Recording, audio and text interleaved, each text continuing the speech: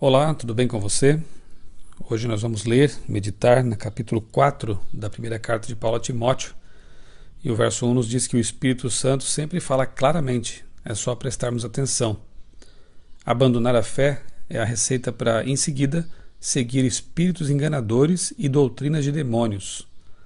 Neste capítulo, Paulo adverte Timóteo, seu jovem amigo, a tomar cuidado com essas doutrinas falsas e se firmar realmente na verdade, estudando, lendo sempre a palavra de Deus. Dos versos 1 ao 5, nós vemos que posteriormente a Igreja Católica Romana estabeleceu o celibato no clero, algo que não tem fundamento bíblico. E essa passagem encontra seu cumprimento primário nos gnósticos e heresias afins que já estavam começando a tomar forma.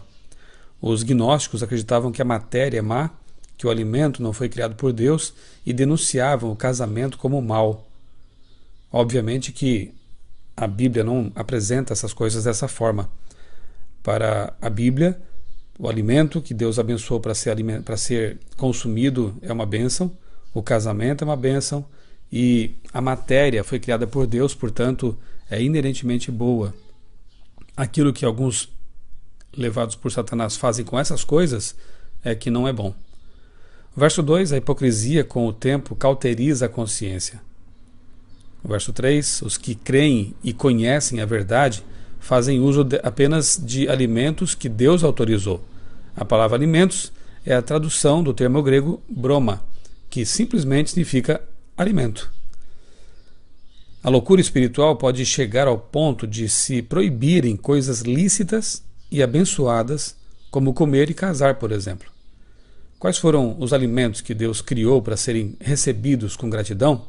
A Bíblia é muito clara sobre isso. Basta você ler, por exemplo, Levítico capítulo 11. Paulo não está condenando essa ou aquela dieta, nem tratando de alimentos impuros, impróprios, mas de uma crença errada.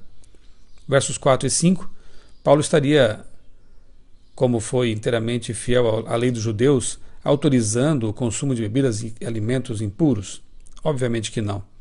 O bom ministro se alimenta com as verdades da fé e transmite os ensinamentos de Deus ao povo. É o que vemos aqui no verso 6. O bom ministro fala o que o povo precisa ouvir, não o que o povo quer ouvir. Como transmitir uma verdade da qual não me alimento? Ninguém dá o que não tem.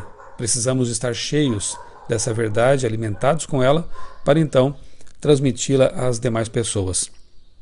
No verso 7, Paulo faz uma advertência a Timóteo e diz: rejeite as fábulas profanas e tolas. Os livros que temos lido, os filmes a que temos assistido, passam nesse crivo? Versos 7 e 8, tem gente que cuida mais do corpo que vai perecer, vai envelhecer, do que da vida que pode e deve ser eterna.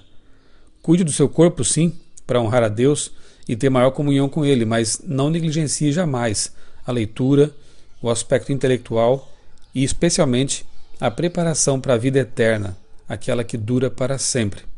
O exercício espiritual é mais importante do que o físico, aqui Paulo diz, mas não dispensa, obviamente, o exercício físico.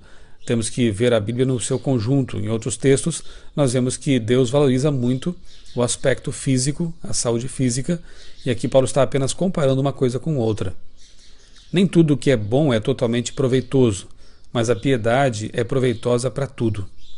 Verso 10 diz assim: temos colocado essa esperança no Deus vivo, nossa esperança no Deus vivo, o Salvador de todos os homens, especialmente dos que creem.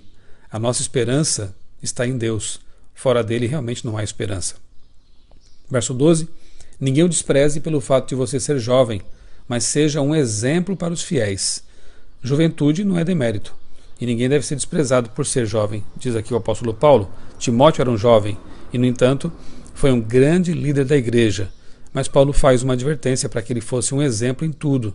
Um exemplo de piedade, de justiça, de comunhão com Deus. Os cristãos, especialmente os líderes, devem ser exemplo na palavra, nas atitudes, no amor, na fé e na pureza. Só poderemos ser exemplo nessas coisas se andarmos com aquele que é a encarnação dessas qualidades. Verso 14, não negligencie o dom que lhe foi dado. Use suas capacidades e seus conhecimentos na obra de Deus. Verso 15. Se não há progresso visível na vida do cristão, alguma coisa está errada, porque a vida cristã é uma vida de crescimento constante, diário. O líder sempre será vitrine de boas ou más coisas. Verso 16. Nossa influência dependerá da atenção que damos à nossa vida espiritual e à nossa relação com Jesus. A influência de um líder pode salvar ou levar à perdição, edificar ou destruir. Que Deus nos ajude a ser exemplo para os fiéis e, se for o caso, ser bons líderes, líderes que se espelham na liderança de Jesus, uma liderança servidora, uma liderança guiada pelo Espírito Santo. Eu sou o pastor Michelson Borges, desejo a você um dia muito feliz, muito abençoado, em comunhão com o nosso Salvador e amigo Jesus Cristo.